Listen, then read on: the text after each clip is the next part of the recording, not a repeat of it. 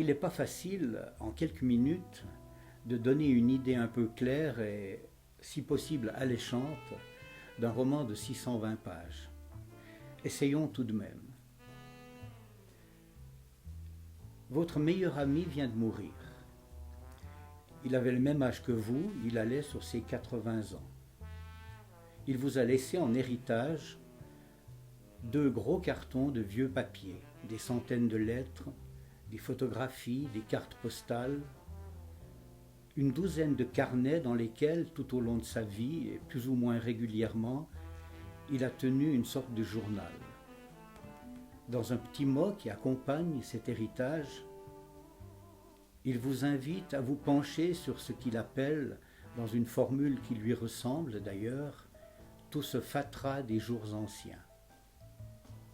Pendant toute une année, et c'est le sujet du récit, vous vous plongez dans ces archives. Vous y retrouvez la présence lumineuse de votre ami, des échos de toutes ces conversations que vous avez eues avec lui tout au long des années. Vous découvrez aussi des secrets, des recoins d'ombre qui vous surprennent, parfois qui vous bouleversent. Connaît-on jamais même ses meilleurs amis? Vous tombez aussi sur des énigmes, comme ce médaillon renfermant le portrait d'une jeune fille inconnue, cette mort mystérieuse sur un quai de gare désert, ce grand secret évoqué dans plusieurs lettres et dont la révélation vous laissera stupéfait. Mais c'est aussi votre propre vie et celle de vos amis communs qui surgissent au hasard d'une lettre, d'une photographie, d'une page du journal du défunt, des souvenirs, des épisodes de votre histoire que vous pensiez à jamais perdus dans les sables du temps.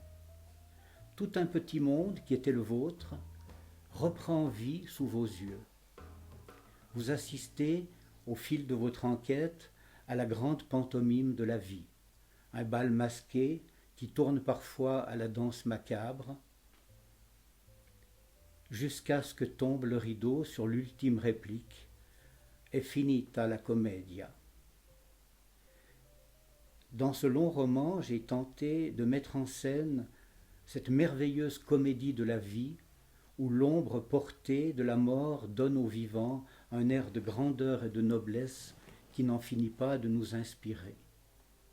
Ce roman est le 3e volet d'une trilogie de la mémoire qui a commencé en 2017 avec Les Clairières, la mémoire de l'enfance, en 2019 avec Quelques jours en automne, la mémoire des amours, et aujourd'hui avec cette comédie humaine, la mémoire des morts.